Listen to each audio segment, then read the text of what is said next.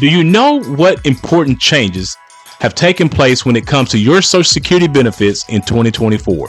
Well, if not, we're going to talk about 5 of the most important changes that you need to be aware of when it comes to your Social Security benefits in 2024, so stay locked in. Hi, my name is Carson Graves, Certified Financial Planner and President and CEO of the Retirement Education Center. And my name is Andrea Graves, Director of Operations at the Retirement Education Center. For additional concepts on how to maximize your retirement, please subscribe to our YouTube channel and hit the notification bell to be notified when we upload new videos. Well, Carson, Social Security is always changing and not always for the best, but today you'll be highlighting the most important changes for 2024. Yeah, absolutely. Because when we're talking about Social Security, Andrea, as you know, Social Security is a vital component for many seniors when it comes to their retirement income planning. So I think that it is always important for people to stay abreast of what's changing when it comes to this very, very important benefit. So today, what I thought I might do is just pick out 5 of the most important benefits for 2024 that I think you should know about. But before we talk about these changes, there are always 2 rules to retirement income that we like to give you. And Andrew, what are those 2 rules? Well, rule number 1 is to never run out of money, and rule number 2 is to never forget rule number 1. Okay, so let's go ahead and jump into our lesson today to talk about 5 of the most important changes to your Social Security benefits for 2024. So Carson, you want to start off with the cost of living adjustment. So what's important here that we need to know about? Yeah, it's really important for us to understand the cost of living adjustment when it comes to Social Security benefits, Andrea. Coming off of the remnants of COVID, this country actually experienced the highest inflation measures that we've seen in over 40 years. And because of that, in 2023, the cost of living adjustment was reflective of that particular situation. And many recipients of Social Security benefits were gleeful because of the fact that they saw their benefits increase by 8.7%. But fortunately, or maybe unfortunately, depending on your perspective about the cost of living adjustments with your Social Security benefits, inflation measures in 2023 subsided considerably, and therefore in 2024 the cost of living adjustment was only increased by 3.2%. Now, although this was more than the historical averages for Social Security cost of living adjustments of 2.5%, the 3.2% was a bit of a downer when you juxtapose that to the 8.7% the prior year. But it is important to understand that when you're talking about the cost of living adjustments going up or down, it's all centered around inflation. So if you're going to cheer for a high cost of living adjustment like the 8.7%, you're unfortunately going to have to cheer for high inflation as well. So we know that inflation has come down quite a bit, and therefore your cost of living adjustment in 2024 is going to reflect that. Another small factor that I do want to point out is that the amount of income that you can receive at your full retirement age from Social Security has also gone up in 2024. Now, in 2023, the maximum amount of dollars that you can receive from Social Security benefits at your full retirement age was $3,627. Now, in 2024, that has gone up a little bit, where you can receive $3,822 at your full retirement age from Social Security. Now, it is to be noted, Andrea, that according to the Social Security Administration, only about 2% of recipients are able to get that $3,822 because of what it takes to get there. You have to work all 35 years, and you have to be making the full maximum amount of taxable income as it pertains to Social Security benefits as well. So with that being said, only about 2% of the people will actually realize the maximum benefit at their full retirement age. Now, Carson, next on your list is that the Medicare Part B premium is changing. Now, Medicare Part B is the federal healthcare program that covers your doctor visits and your other outpatient treatments. Yeah, you know more about that than I do because you work on the Medicare side of things. But I just want to talk about how it can affect your Social Security benefits. As many of you know, if you're already receiving your Social Security benefits and you're paying for Medicare Part B, if you have an increase in your Medicare Part B, that can lower your current Social Security benefits. Your Medicare Part B is directly deducted from the Social Security benefits that you are receiving. Now, in 2023, there was a bit of surprise. And of course, you know this, Andrea. Medicare Part B premiums went down. You were paying $164.90 for your Medicare Part B. But unfortunately, in 2024, that Medicare Part B premium has increased to $174.70. And so therefore, some of you may see a decrease in your Social Security benefits due to that increase.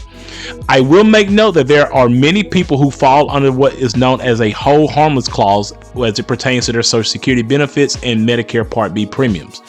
Under a hold harmless clause, what the Social Security Administration will do is that even if your Part B premiums are increasing, they will hold you harmless and your Social Security benefits will not be decreased by the increase in that Part B premium.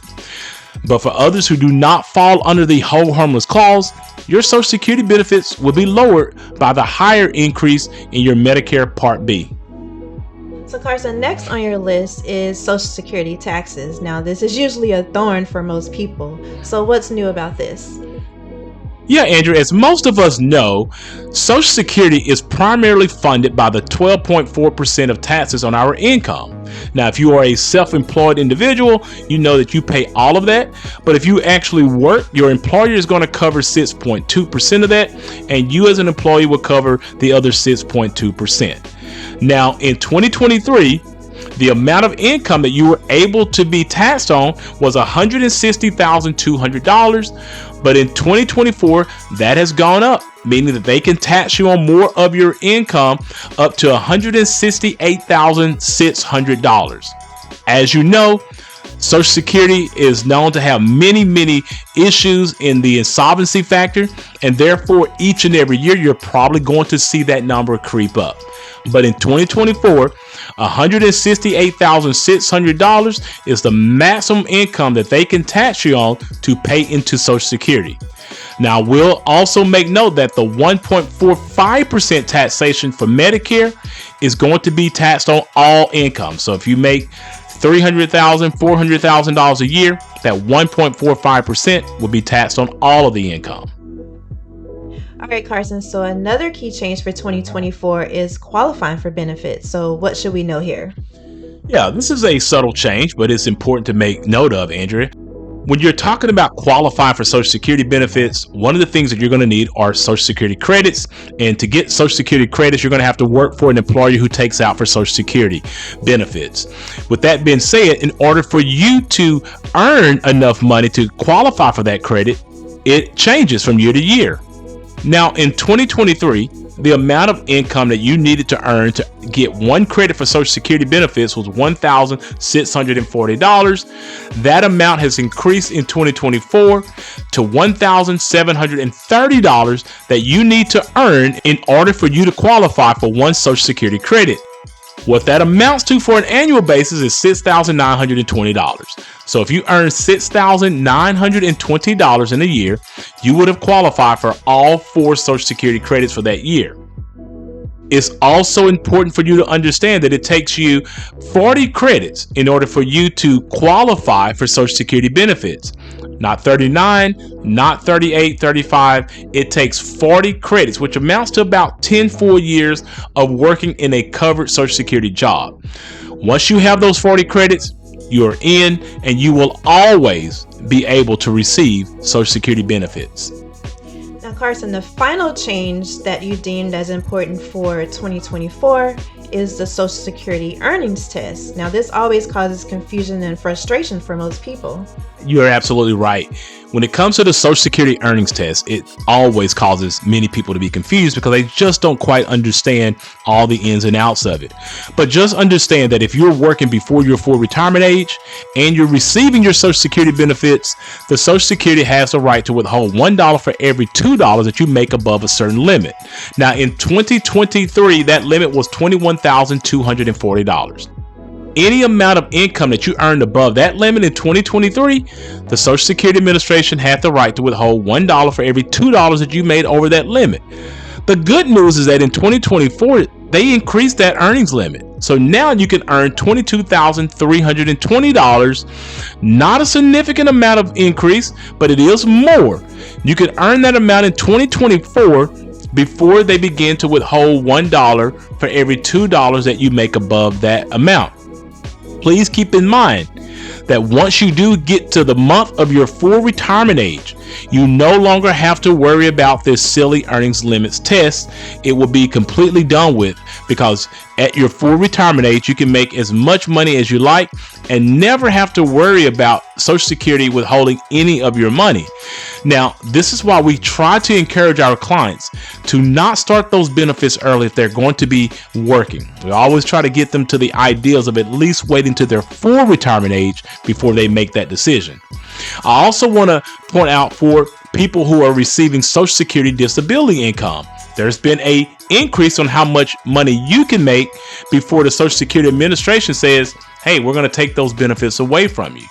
Now, in 2023, the amount of income monthly that you can make for what they call substantial gainful activity was $1,470 per month. Now in 2024, you can make $1,550 per month before the Social Security Administration starts to look at your Social Security disability income. Thank you again for tuning in to our financial freedom video. Please understand that these videos are created for educational purposes only, and that you should always seek out your own financial advisor, your own tax advisor, and your own attorney regarding your personal situation. Also, if you are looking for an independent fiduciary advisor to help you with these types of complex financial matters, we highly recommend that you utilize the links in our description below and go ahead and schedule a 1-hour free consultation with us today. After this video, please check out our other videos that will give you tips on how to maximize your retirement. And if you like this video, please give it a thumbs up, subscribe to our YouTube channel, and share it with a friend. Thanks for watching, and remember, if you have questions, we have answers.